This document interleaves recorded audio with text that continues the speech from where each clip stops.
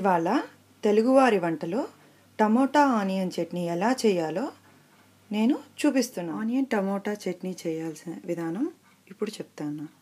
ముందుగా 3 onions, 3 tomato, తగినంత ఉప్పు, 2 లేక 3 ఎండుమిరపకాయలు, మీకు తగినంత ఎండుమిరపకాయలు, కారం మీరు ఎలా తింటారో అలా, కొద్దిగా షుగర్, రుచికి తిరగవత సామాన్లు. ఆనియన్స్ పొట్టు తీసి ఇలా సన్నగా తరుక్కోవాలి. ఈ సైజులో తరుక్కోవాలి. టమాటా కూడా ఈ సైజులో తరుక్కోవాలి. ఆ రెండు ముందుగా ఆనియన్స్ మిక్సీలో వేసుకోవాలి.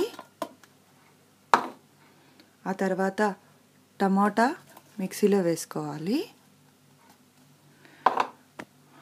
ఎండుమిరపకాయలు, ఆ తర్వాత ఎండుమిరపకాయలు వేసుకోవాలి. ఉప్పు తగినంత వేసుకోవాలి. షుగరు వేసుకోవాలి. అన్నీ వేసుకున్న తర్వాత గ్రైండ్ ఒక 5 మినిట్స్, ఒక 2 to 3 మినిట్స్ గ్రైండ్ చేసుకోవాలి. మెత్తగా గ్రైండ్ చేసుకోవాలి.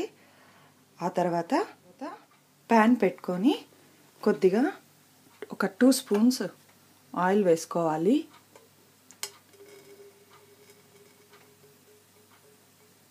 టూ స్పూన్స్ ఆయిల్ వేసుకున్న తర్వాత అది కొద్దిగా కాగిన తర్వాత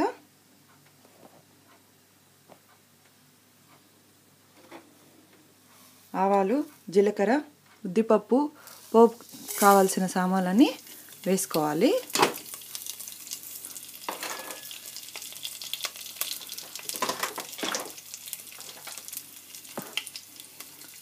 అది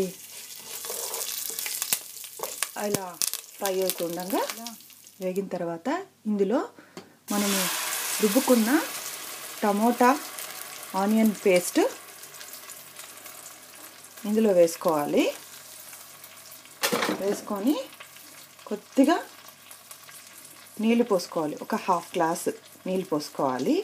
నీళ్ళు పోసుకొని ఒక 5 నిమిషాలు ఉడికించాలి. ఇలా బబుల్స్ వచ్చేలాగా, అంటే చిన్న చిన్న బొడుగలు వచ్చేంతలాగా ఉడికించుకున్న తర్వాత దింపుకోవాలి. ఇలా గిన్నెలోకి తీసుకొని సర్వ్ చేసుకోవాలి. ఇడ్లీకైనా, దోశకైనా, లేదా మిరపకాయ బజ్జీలకైనా, పునుగులకైనా, గుంత పొంగనాలకైనా, దేనికైనా ఈ టమోటా ఆనియన్ చట్నీ చాలా బాగా సూట్ అవుతుంది. మీరు ట్రై చేసి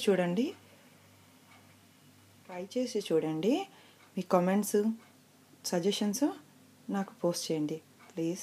ఓకే, థ్యాంక్ యూ.